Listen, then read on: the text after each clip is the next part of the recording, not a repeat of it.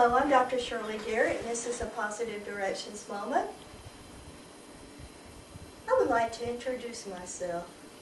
I am the worry monster. I can see you're not scared.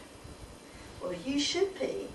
You probably think monsters are the movie monsters like Dracula or Frankenstein. Those are movie monsters. I and my family are real.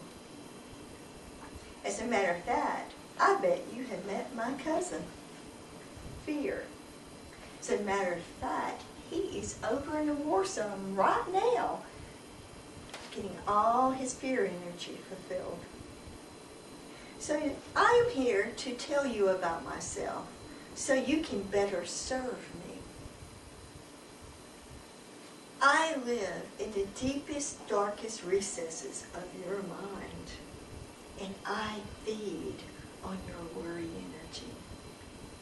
Yes, and you feed me well. Today, I want to tell you the 3 things I plan to take from you, the 2 ways I plan to do it, and the 5 things I want you to avoid at all costs, because they will hurt me, and I won't like that. So what do I plan to take from you? Well, the first thing I plan to take from you is your self-esteem and self-confidence. Oh yes, I'm going to snatch your confidence away from you. You will be worried and questioning everything you do, everything you think, everyone you know.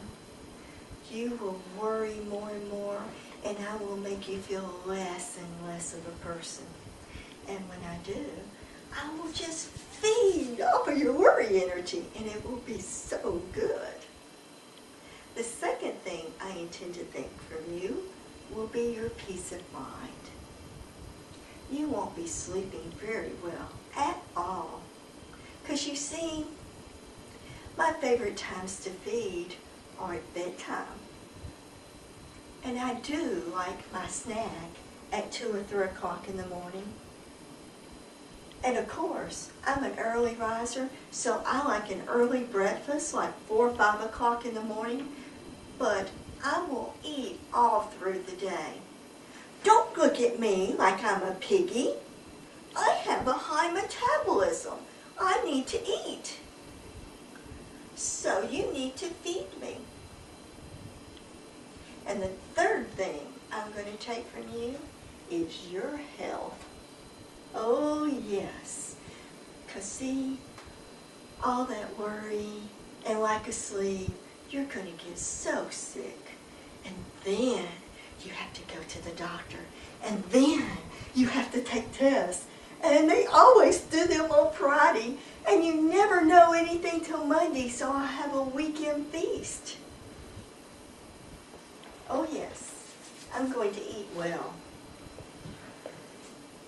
Now, you're probably thinking, how do you plan to do that? Well, I do have a plan, and it's a very good one. The first thing I'm going to do is I'm going to convince you that worry is preventive maintenance. That if you worry hard enough and long enough, the bad thing won't happen. So the next time you have a sick relative, maybe in surgery, I want you to worry, worry, worry, because then you'll think that everything will go good in surgery. Now we know that's not logical, and we know that doesn't make sense, but we're talking about emotion here, not logic. The second thing I'm going to do is I am going to convince you that love equals worry. And that if you love someone, that means that you must worry about them. So the next time you hear an ambulance off in the distance, I want you to worry about your child and think, oh my gosh, they're in a car accident. They may be killed. Oh my goodness, it could be them. Because when you do, I will eat so well.